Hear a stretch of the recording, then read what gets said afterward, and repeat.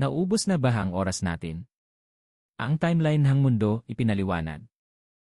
Sa loob ng mahabang kasaysayan ng sangkatauhan, maraming beses nang tinanong ng tao ang isang bagay na mahirap sagutin.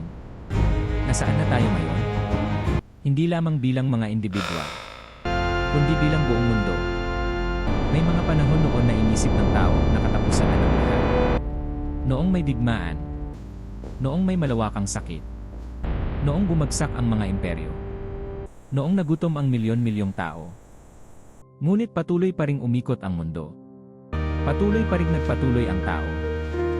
Dahil dito, may ilan na nagsasabing normal lamang ang kabuluhan. Bahagi lamang ng kasaysayan. Paulit-ulit na siklo ng pag-angat at pagbagsak. Ngunit habang tumatagal, may mga tao ring nakakaramdam na parang may kakaiba ngayon. Parang mas mabilis ang lahat. Mas magulo. Mas mabigat. At minsan, hindi mo maipaliwanag kung bakit. Kapag binuksan mo ang balita, parang walang katapusan ang tensyon. Digmaan sa iba't ibang bansa. Pagtaas ng galit sa lipunan. Pagbabago ng klima. Pagtaas ng depresyon at anxiety. Pagkawatak-watak ng mga pamilya. Kaguluhan sa ekonomiya. Takot sa hinaharap. At sa gitna ng lahat ng ito, maraming tao ang nagtatanong. Nasaan na tayo ngayon sa orasan ng sangkatauhan? May ilang simbolo na ginagamit noon upang ipakita ang ideyang ito. Isa na rito ang tinatawag ng ilan na Doomsday Clock. Isang simbolikong orasan na ginawa upang ipakita kung gaano kalapit ang mundo sa pandaigdigang sakunan. Hindi ito literal na orasan. Isa itong babala. Kapag mas malapit sa hating gabi, mas mataas ang panganib para sa buong mundo. Sa loob ng maraming taon, pabago-bago ang posisyon ng orasan. Minsan umatras. Minsan umabante. Ngunit sa mga nakaraang taon, mas maraming eksperto ang nagsasabing tila papalapit ng papalapit ang mundo sa isang delikadong punto. Hindi lamang dahil sa armas, kundi dahil sa kombinasyon ng maraming bagay. Teknolohiya, artificial intelligence, digmaan, climate crisis, pagkawatak-watak ng impormasyon, manipulasyon, takot, at pagkawala ng tiwala ng tao sa isa't isa. Ngunit para sa iba, hindi lamang ito usapin ng siyensya o politika. Para sa ilan, may mas malalim na kahulugan ang mga nangyayaring ito. May mga naniniwala na ang mundo ay dumaraan sa isang uri ng espiritual na pagkapagod. Isang panahon kung saan ang tao ay mas konektado kaysa dati. Ngunit mas malungkot. Mas maraming kaalaman. Ngunit mas maraming kalituhan. Mas maraming paraan para magsalita. Ngunit mas kaunting tunay na pakikinig. At dito nagsisimulang mabuo ang pakiramdam na parang may nawawala. Parang may kulang sa direksyon ng mundo. Noong nakaraan, ang tao ay tumitingala sa mga prinsipyo. Sa pananampalataya. Sa moralidad. Sa mga bagay na mas mataas kaysa pansariling interes. Ngayon, marami ang naliligaw sa ingay ng modernong buhay. Hindi dahil masama agad ang teknolohiya, kundi dahil kapag ang tao ay nawala ng panloob na direksyon, kahit anong lakas ng progreso ay hindi sapat para punuin ang kawalan sa loob. At marahil ito ang isa sa pinaka-nakakatakot na bahagi ng timeline ng mundo ngayon. Hindi lamang ang posibilidad ng digmaan, hindi lamang ang krisis sa ekonomiya, kundi ang unti-unting pagkapagod ng puso ng tao. Kapag ang tao ay pagod, mas madali siyang mawalan ng pakialam. Kapag nawalan ng pakialam, mas madaling lumaganap ang kasinungalingan. Kapag mas maraming tao ang nawawalan ng pag-asa, mas madaling manipulahin ang lipunan. At sa kasaysayan, ito ang madalas na simula ng mga mapanganib na panahon. Hindi agad sa pamamagitan ng malalakas na pagsabog, kundi sa mabagal na pagkawala ng kamalayan. Unti-unting nasasanay ang tao sa gulo. Unti-unting nasasanay sa takot. Unti-unting nasasanay sa kawalan ng malasakit. Hanggang sa ang mga bagay na dating nakakatakot ay nagiging normal na lamang. At kapag naging normal na ang kabuluhan, doon nagiging mas delikado ang mundo.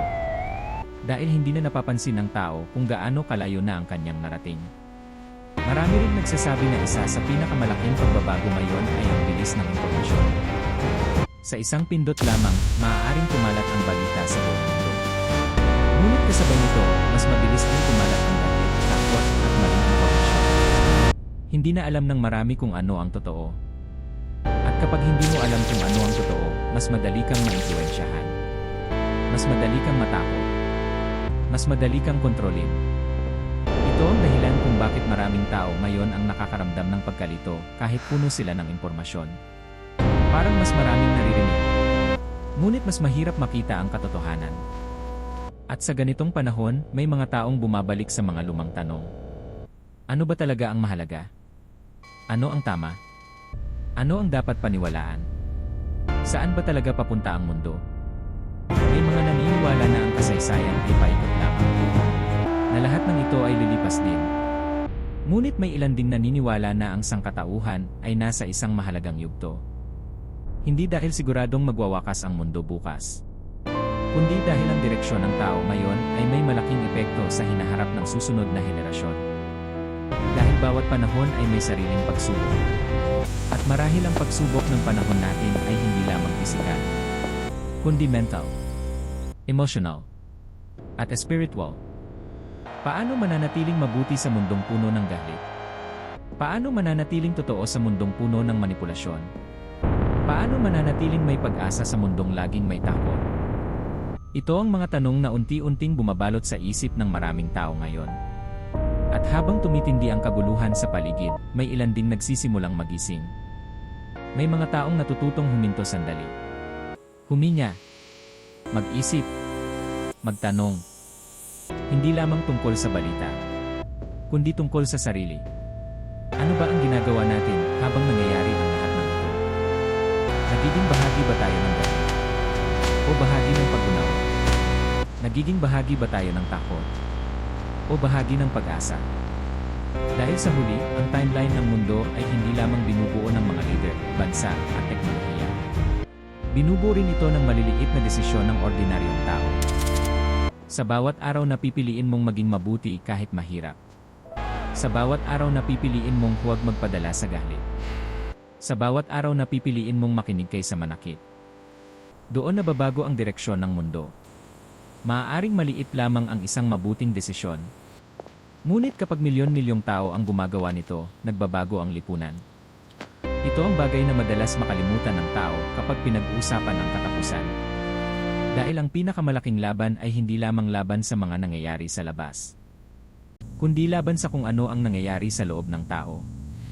Sa kanyang isip, sa kanyang puso, sa kanyang moralidad. Kapag nawala ang mga ito, kahit gaano kaunlad ang mundo, mananatili pa ring magulo ang sangkatauhan. Ngunit kapag nanatiling buhay ang kabutihan, may pag-asa pa rin. Kahit gaano kadilim ang panahon. At marahil ito ang tunay na tanong ng orasan ng sangkatauhan. Hindi lamang, gaano na tayo kalapit sa panganib? Kundi, may natitira pa bang liwanag sa loob ng tao?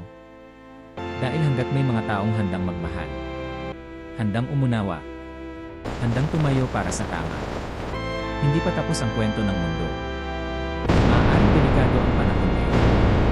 Maaaring maraming bagay ang nakakatakot. Maaaring maraming senyales ang nagbibigay ng babala. Ngunit ang kasaysayan ng tao ay hindi lamang kwento ng pagbagsak. Ito rin ay kwento ng pagbangon.